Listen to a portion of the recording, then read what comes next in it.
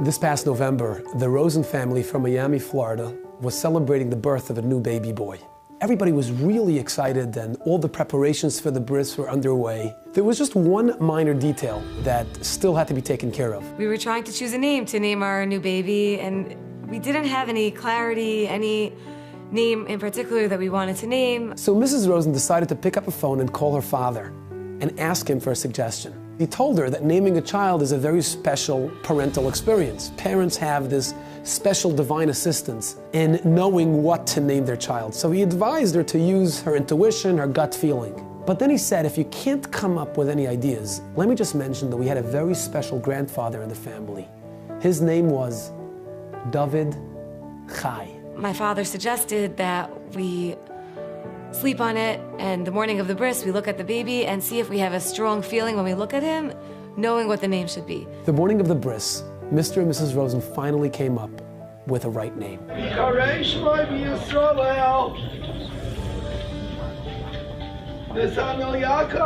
Netanel Yaakov. After the bris, we get a phone call from my mother-in-law who was on her way back to Savannah. She got a call from someone else in Savannah, Georgia, saying how blown away she was that we named after the two victims of the terrorist attack that had just taken place that Friday. In Israel, there was this Palestinian who came out of nowhere and shot at a car and killed father and son. Netanel, 18 years old, and Yaakov, 44 years old. נתנאל, שהיה הנהג, ישר צעק לכולם, להוריד את הראש, לשכב, להתכופף. דיברתי עם הילדים, קראתי דביר, הוא ענה לי. מוריה, היא ענתה לי. תהילה, היא ענתה לי. אביה, היא ענתה לי. אז ידעתי שהם איתי.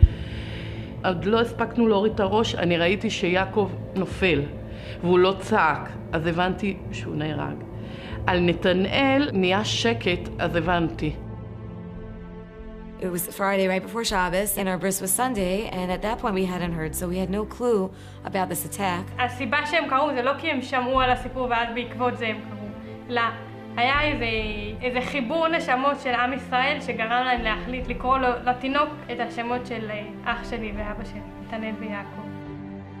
I was blown away by the first part of that story, and then a week later, coming home from shul, my wife comes to the front door with this complete, happy, emotional reaction that I had never seen before. I was like, I'm coming home from shul, what's going on? We started reading up a lot about Netanel and Yaakov and their lives because we started feeling this connection to them. I was reading an article in that Me magazine which was about the attack, and it was going into their lives further, and we see that Netanel's name was Netanel Chai and Yaakov's name was Yaakov David. I read the article, I read it again, I see Yaakov David, Netanel Chai, David Chai, Netanel Yaakov. The second names was the name of her grandfather that her father initially suggested for her child. We were going to name after him. I mean, that was our other option. I just couldn't believe what I was seeing. I think this story is a powerful reminder of how truly connected we are as a people. It doesn't matter where you live, where I live. We can live on two opposite sides of the world. It doesn't matter what background you're from or what background I'm from. You can be Hasidish, I can be Litvish. You can be Sephardi, I can be Ashkenazi. You can be secular, I can be Orthodox. But we're one people. We have to bridge the gap between us and care and love each other despite our differences. There's obviously a bond that we have deep down that whether we recognize it or not, we're all connected. We are one nation, we are one people. כולנו מאוחדים וכולנו ביחד, ועם ישראל הוא עם לנצח.